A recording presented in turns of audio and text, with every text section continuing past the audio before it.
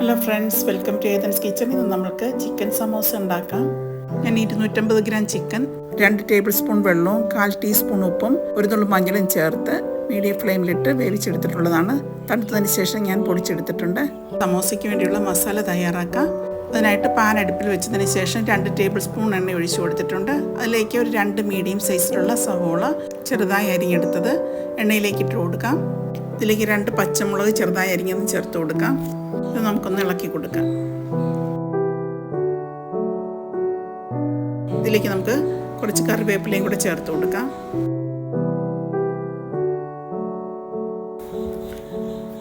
ഉള്ളി പെട്ടെന്ന് വഴന്ന് കിട്ടാനായിട്ട് നമുക്ക് 1 നുള്ളു ഉപ്പിട്ട് കൊടുക്കാം. എല്ലാം കൂടി നന്നായിട്ട് നമുക്ക് വഴറ്റിയെടുക്കാം.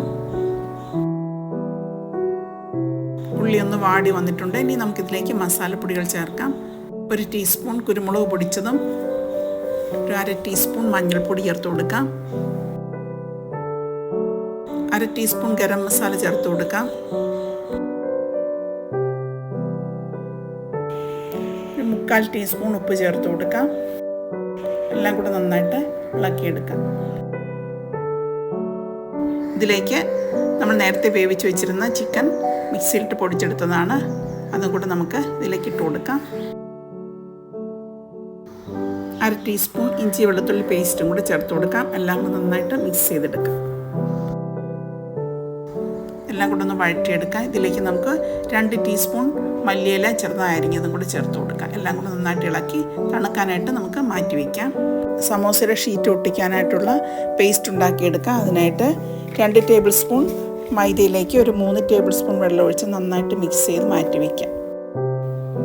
ഇപ്പോൾ സമോസയുടെ ഷീറ്റ് എല്ലാ സൂപ്പർ മാർക്കറ്റുകളിലും വാങ്ങിക്കാൻ കിട്ടും. അതാണ് ഞാൻ എടുത്തിരിക്കുന്നത്. അതിനെ ഇതുപോലെ ഫോൾഡ് ചെയ്തെടുക്കണം.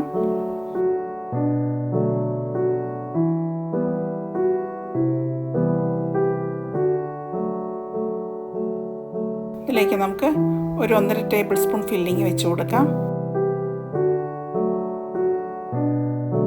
ഫില്ലിങ് വെച്ചതിന് ശേഷം സൈഡെല്ലാം ഇതുപോലെ മൈദയുടെ പശ ഉപയോഗിച്ച് നമുക്ക് ഒട്ടിച്ചു കൊടുക്കാം.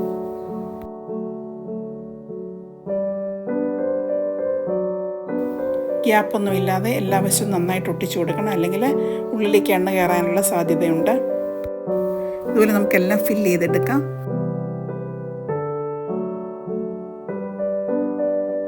ഇനി നമുക്ക് ഫ്രൈ ചെയ്തെടുക്കാം. അതിനായിട്ട് ഒരു പാനിൽ എണ്ണ ഒഴിച്ചതിന് ശേഷം നന്നായിട്ട് ചൂടായി കഴിയുമ്പോൾ അതിലേക്ക് നമുക്ക് സമോസ ഓരോന്ന് ഇട്ട് കൊടുക്കാം. 2 സൈഡും നന്നായിട്ട് മുരിങ്ങി വരുന്നത് വരെ ഫ്രൈ ചെയ്തെടുക്കാം. തിരിച്ച് മറിച്ചിട്ട് ഫ്രൈ ചെയ്തെടുക്കുക. നന്നായിട്ട് മുരിങ്ങി കഴിയുമ്പോൾ നമുക്ക് എണ്ണയിൽ നിന്ന് കോരിയെടുക്കാം. ഇതുപോലെ നമുക്കെല്ലാം ഫ്രൈ ചെയ്തെടുക്കാം. അങ്ങനെ നമ്മുടെ ടേസ്റ്റി ആയിട്ടുള്ള സമോസ തയ്യാറായിട്ടുണ്ട്. എല്ലാവരും ട്രൈ ചെയ്യുക, ഫീഡ്ബാക്ക് അറിയിക്കുക. Thank you for watching.